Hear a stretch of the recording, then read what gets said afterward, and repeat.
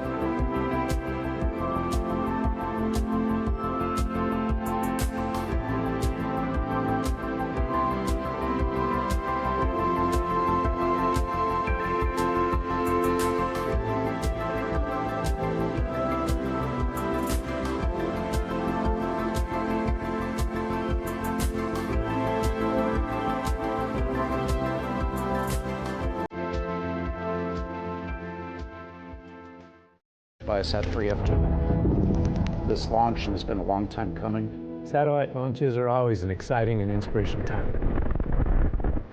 But this one's even more meaningful than most. Flight 2 is designed to not only more than double the total capacity of our entire current network, but also do so with extreme flexibility. Historically, we really had a choice between coverage or capacity. With ViaSat-3, you don't really have to choose. Its capabilities are certainly considerable. ViaSat-3 really represents a pretty unique way of thinking about satellite communications. One of the things we were really emphasizing, besides just the enormous amount of throughput, was flexibility. The power of ViaSat-3 is driven by innovations in ground systems and payload design. Everything was designed, engineered to work together as a seamless system. In fact, most of the complexity in the system is on the ground, not in space. And that allows us to devote more of the size, weight, and power to satellite-specific items that can help us increase the overall system performance. When we designed ViaSat-3, we were really looking for something that would create unique differentiators for us in all of our business areas. This work and innovation is rooted in our mission to bring more to our customers around the world. Airlines are generating demand everywhere in the world. These ViaSat-3 satellites that allow you to match the demand in any one spot. No matter what the platform is, we've got our Amara product in commercial aviation. We've got JetXP in business aviation. It's a really important upgrade opportunity and transition path to bring even greater capacity, building on the managed, highly reliable service that Nexus Wave presents. All of these requirements are why we built ViaSat-3 the way we did. For government, that's increasing the resiliency and the reliability for our users. Today's launch and the ViaSat-3 technology on board pave the way for our upcoming launches, for the future of Viasat satellite technology, and for our mission to deliver more. Just as important to Viasat is the ability to scale the basic ViaSat-3 technology, as well as the improvements we're already making to it for the next generation of satellites, both at GEO and at LEO and all orbits in between. Thanks to all our partners that have made it possible. Thanks again to all the employees everywhere around the world that have put in just the incredible dedication to get us here.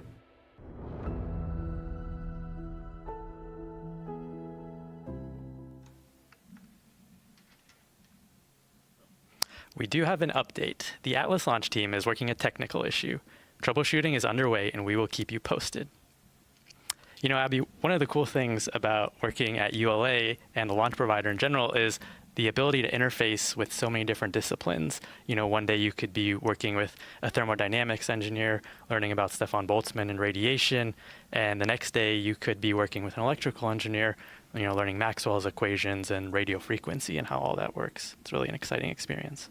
And even more exciting is the fact that that breadth and depth of knowledge doesn't just stop with our engineering teams. We have very talented technicians and machinists who help build the rocket, along with subcontract administration folks who help procure all the rocket parts.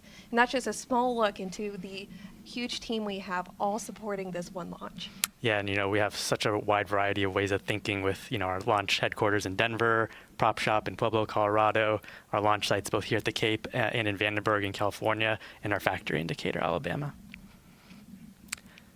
Right now, we're taking a live look at the Atlas V rocket on the launch pad. As the countdown continues, our team is taking the final steps in preparation for liftoff. The first stage, also known as the rocket's booster stage, is that bottom half of the vehicle that by volume is mostly comprised of two large tanks. The top one is filled with liquid oxygen and the bottom one filled with RP-1 fuel. Liquid oxygen is a super cold propellant, so that coldness forms a thin layer of ice around the outside that gives that tank its frosty white appearance. Atlas is also equipped with the Centaur upper stage, which drives the payload during the second phase of flight to its final orbital destination in space. The payload fairing, or PLF, completes the rocket and provides the aerodynamic shape necessary for the climb to space. On the upper stage in PLF, we'll see logos for Viasat, Atlas, and ULA, as well as the American flag. Well, looking at that beautiful rocket on the pad, I just can't help but take notice of that booster.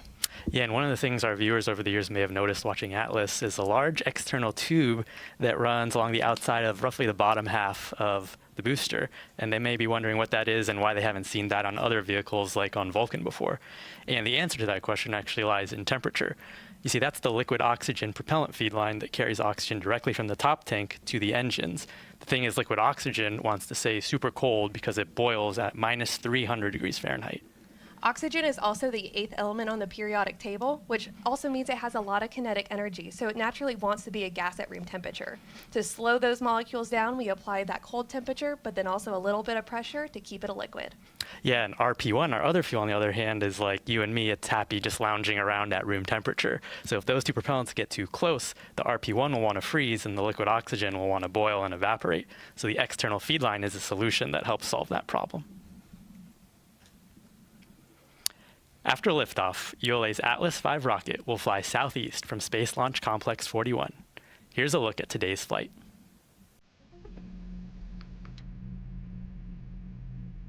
Following final confirmation of rocket readiness, the RD-180 engine and 5 GEM 63 solid rocket boosters ignite to produce more than 2 million pounds of thrust, lifting ULA's Atlas V rocket away from the pad. Shortly after liftoff, the rocket begins a pitchover to attain the proper flight path while minimizing the dynamic pressure it experiences during flight. Atlas then reaches Mach 1, the speed of sound. The addition of 5 solid rocket boosters, or SRBs, precisely augment the liftoff thrust of the Atlas V, giving it the power to deliver the payload to orbit. With their propellant expired approximately 96 seconds into ascent, the SRBs burn out, followed by jettison. Atlas's guidance system then begins steering towards the precise target in space. The ViaSat-3 F2 satellite is encapsulated inside a 5-meter diameter payload fairing, which provides protection to the satellite during ascent. After crossing the Kármán line, entering space, the payload fairing is jettisoned. With the majority of propellant expended fighting against the force of gravity, the RD-180 engine shuts down and the booster stage separates. The rocket then begins second stage flight, weighing less than 7% of what it did at liftoff. With the first burn complete, the Centaur engine shuts down for a coast phase. ULA's high-performance Centaur then performs 2 additional firings of its RL-10 engine.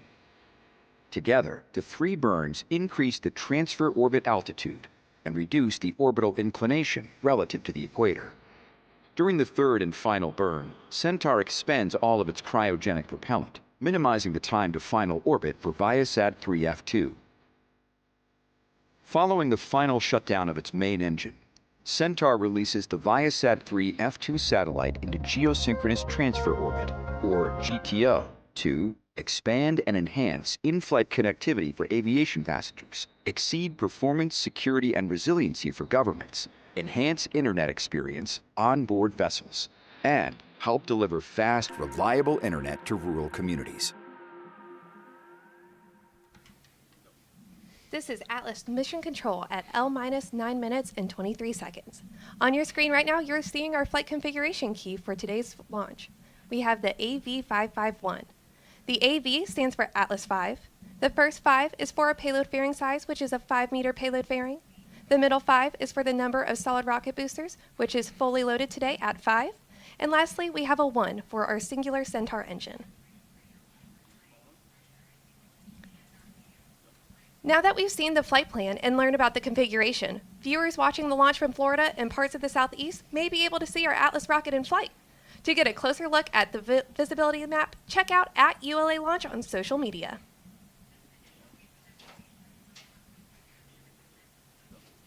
As we approach the opening of our launch window, let's have a look at the weather forecast our launch team just received from Space Launch Delta 45's weather officer, Brian Belson.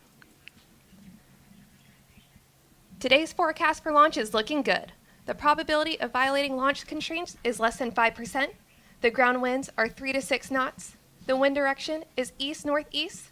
The temperature outside is 70 degrees Fahrenheit, and there are no concerns.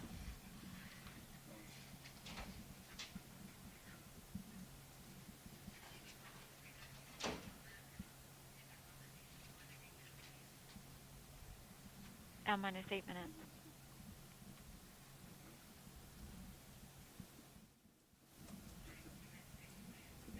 And for the team on net 1, we will not be taking the LC switch to ready.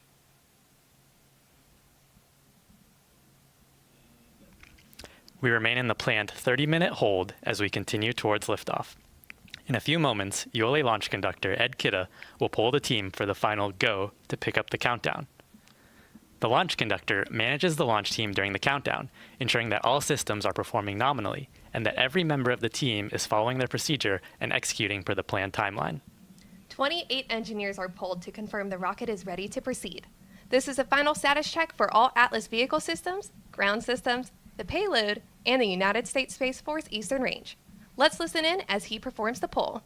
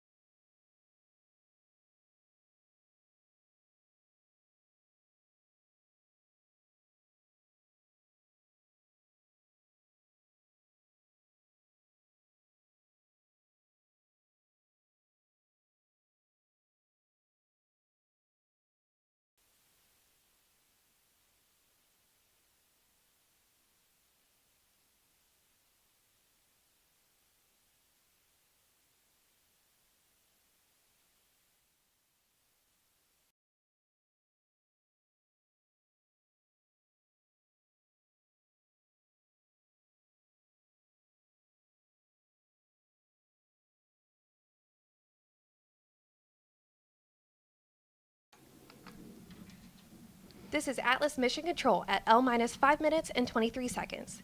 We are currently not hearing a pulse because the team is working an issue. Thankfully, our launch window tonight extends 44 minutes, and we will keep on listening in for updates.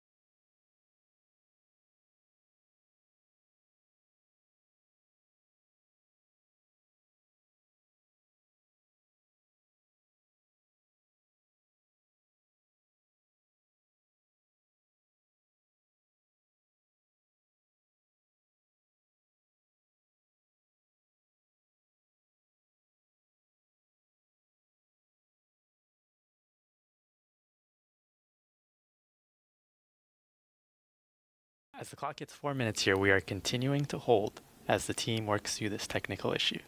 We will let you know as we learn more.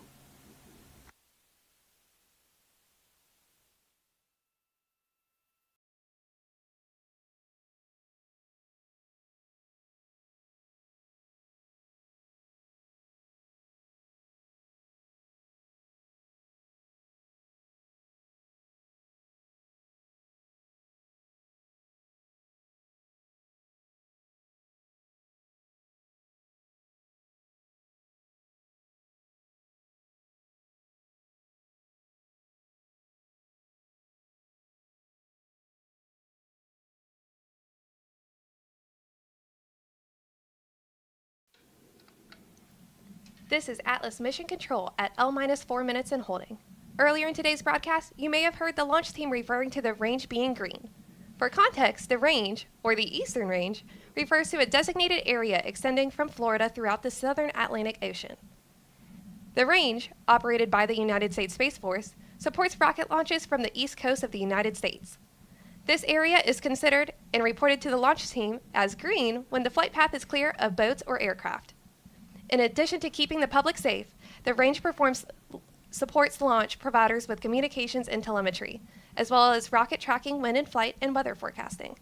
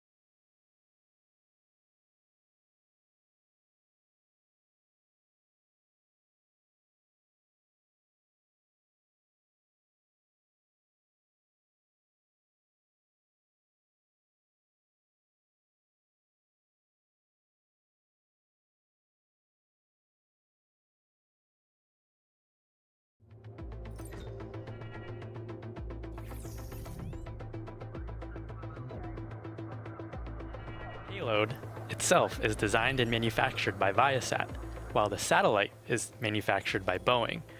A lot of people get confused sometimes when they hear payload versus satellite and wonder, what the difference is between those two. The payload is the thing that's actually performing an objective in space. So for example, it's what's providing satellite internet. But the satellite is the thing that provides the payload everything it needs to perform its job, like electricity. So we have these large solar arrays that generate more than 25 kilowatts of power with 144 feet worth of wingspan, so giant, massive solar arrays to provide that power for that exceptional downlink speed, upwards of 100 megabytes per second. The body of the spacecraft is 24 feet in length to give you a size for scale. And the mass of that payload is actually 6 metric tons for the satellite. So that's going to be probably one of the heaviest spacecraft Atlas has ever launched to GTO.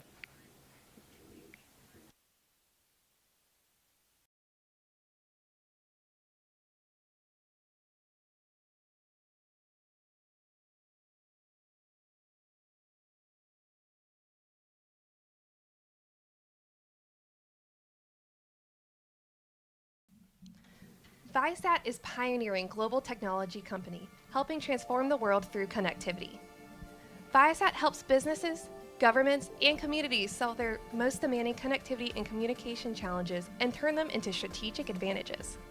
ViaSat is creating one of the world's most advanced multi-orbit communication networks to power high-quality, reliable, secure, affordable, fast connections to positively impact people's lives anywhere they are, on the ground, in the air, or sea, all while building a sustainable future in space.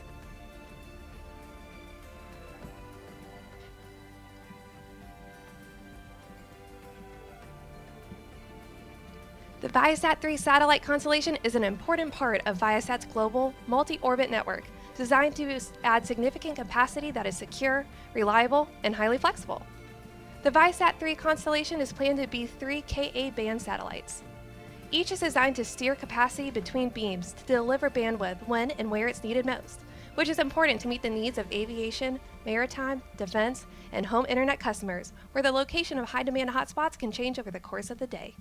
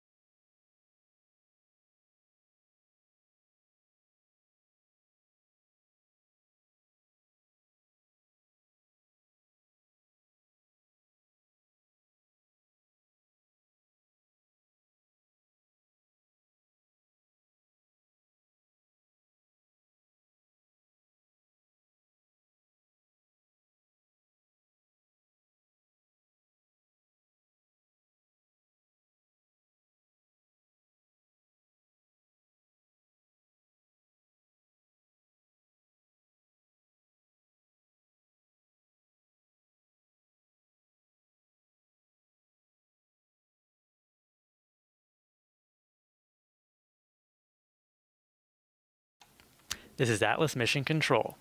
Engineers at Cape Canaveral and ULA's Design Center in Denver are working together to develop options to potentially solve this issue for launch tonight. Our launch opportunity remains available through 11:08 p.m. Eastern.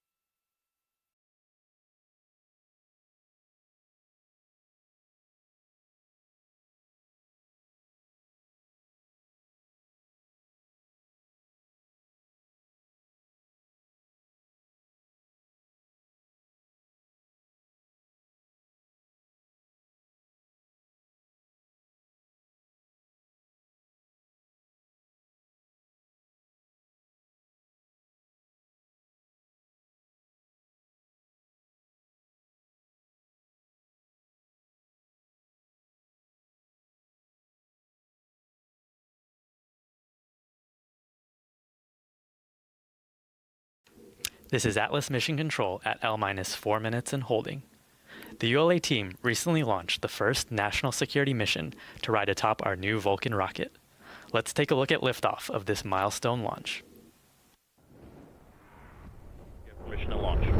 Proceeding with the count. Rock, report range status. Range green. Go Vulcan. Go Centaur. Go SF-106. Liftoff of United Launch Alliance Vulcan rocket carrying USSF-106 from the United States Space Force, continuing ULA's soaring legacy in national security space launch with the innovative Vulcan rocket.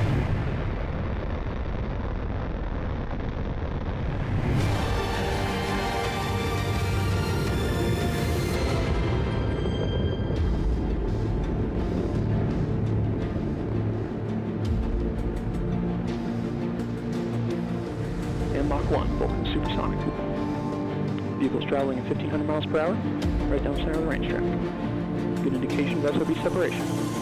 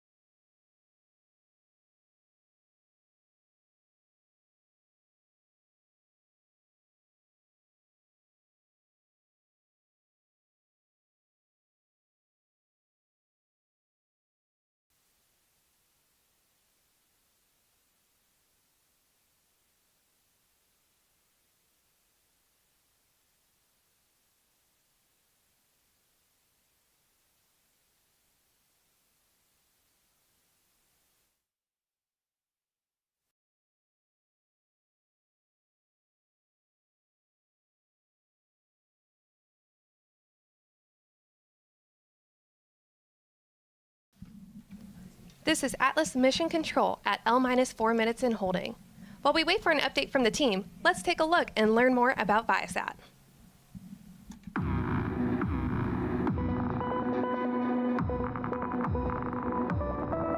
ViaSat Amara takes everything that we were doing as Inmarsat and brings it into the ViaSat roadmap of everything we're doing in terms of offering a multi-orbit, multi-network service, coupled with digital product, coupled with monetization, coupled with guaranteed SLAs, everything all together. So ViaSat Amara is really sort of taking what we've been doing for the last 12 years in market and taking that reliability and that brand promise and extending it well into the future.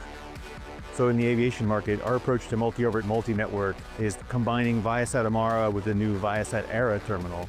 This allows us to combine the best of both GEO and LEO into one solution and really deliver to the passenger experience. Along the way, we bring on Telesat, and what Telesat does is it allows you to have a multi-orbit offering so that you can use GEOs, you can use LEOs. What ViaSat Era does is take that up another notch by being able to do that simultaneously. What does simultaneous mean? It means I can get the benefits of GEO with the lowest unit production cost, the highest demand density, coupled with an overlay of low latency applications like, say, first-person gaming. It doesn't matter if I'm scrolling TikTok, watching Netflix. The experience feels natural and contiguous to the customer while we're in the background making packet by packet, moment by moment decisions on how to route that customer's traffic over the best available link to meet that demand. This is big. ViaSat Amara was really unlocking our next era of global connectivity. All of our global customers have been wanting that for their global airlines, and it's coming together. So it's really exciting.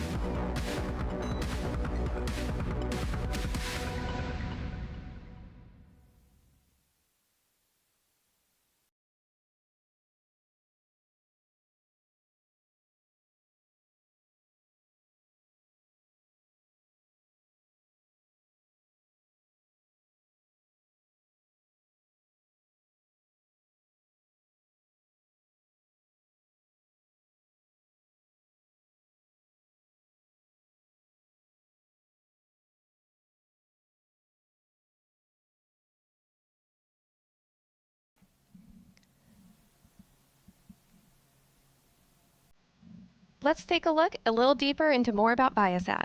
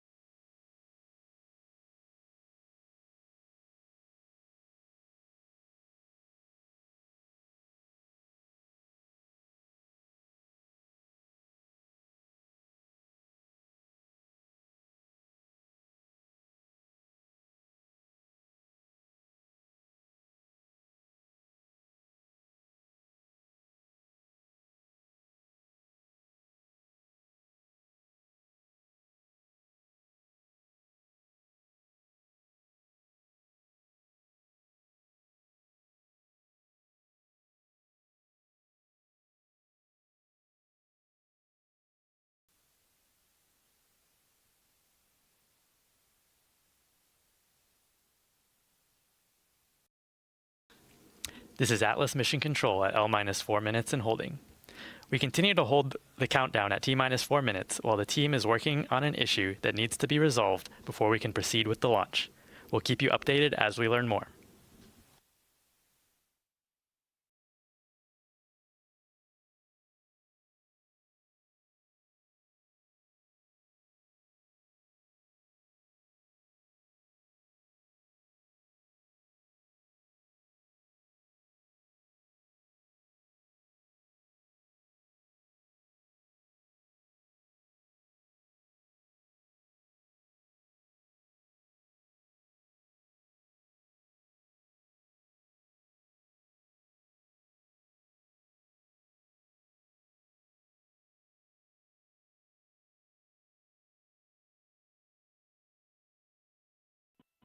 Elsie, RLN on 1.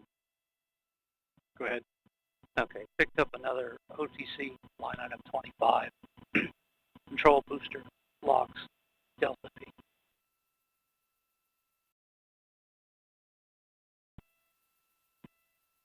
Roger.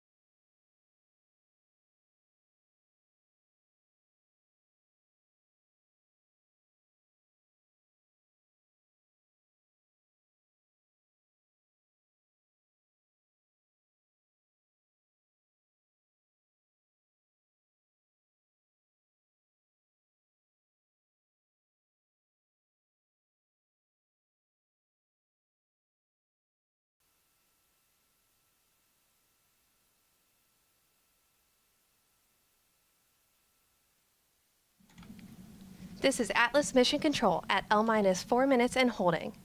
Earlier today, our team went out and got this beautiful image of the moon tonight, which some might know is a full moon, but not just any full moon, a supermoon. And fun fact, this supermoon is actually referred to as a beaver moon, and that term actually comes from the fact that it coincides with the time in the winter that beavers want to, hunker down and settle down in their lodging. The term supermoon was actually coined in 1979, so it's relatively new, and it just means that the moon can be up to 14% larger tonight than an average full moon. And I believe this one is actually the brightest of the year.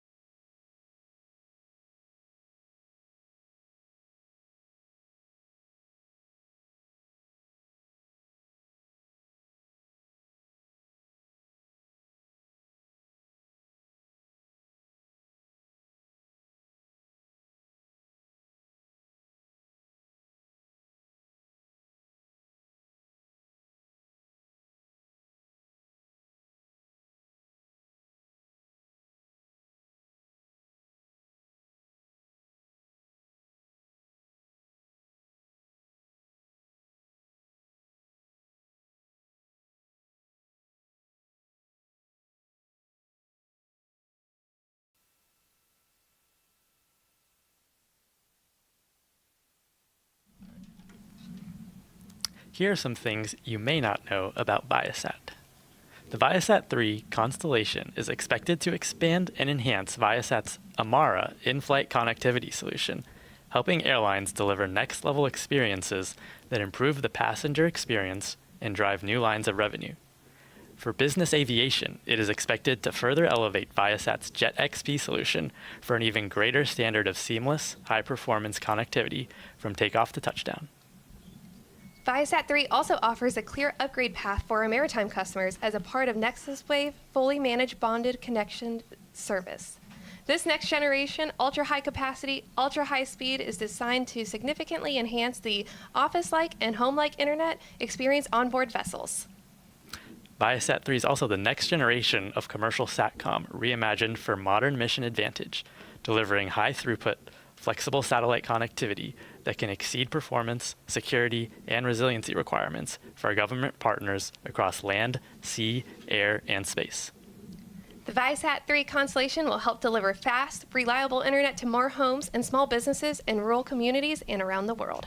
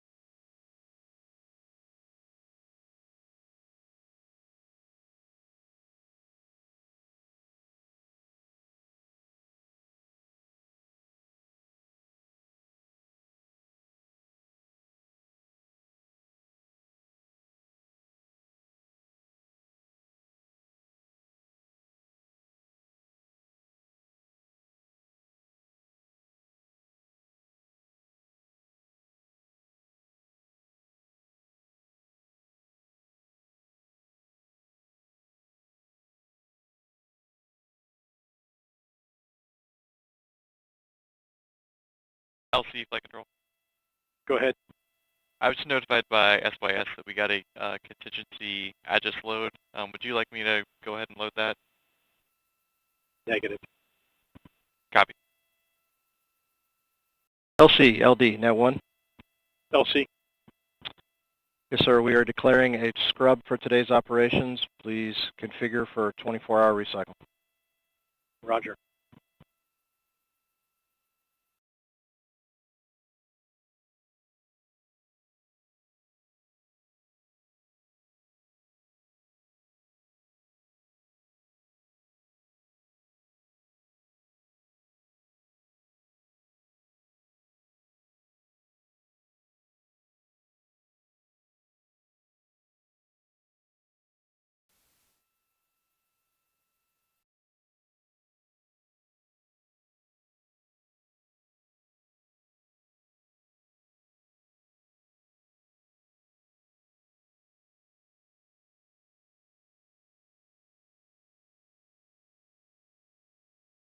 SD, LC on 1.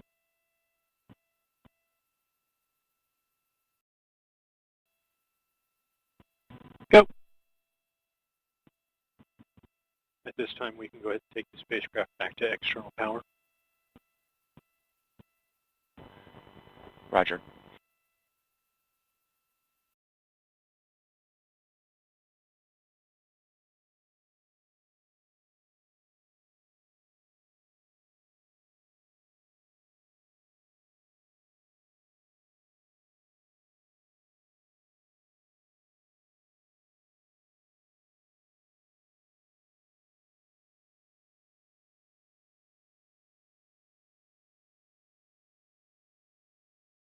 Flight control LC.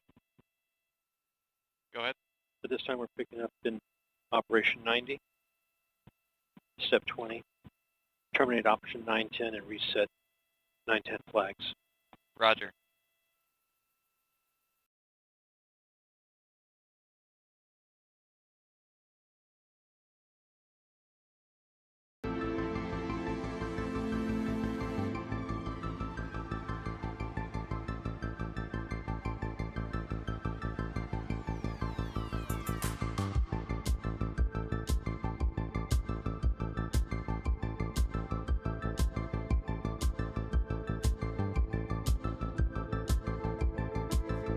Oh, that's beautiful.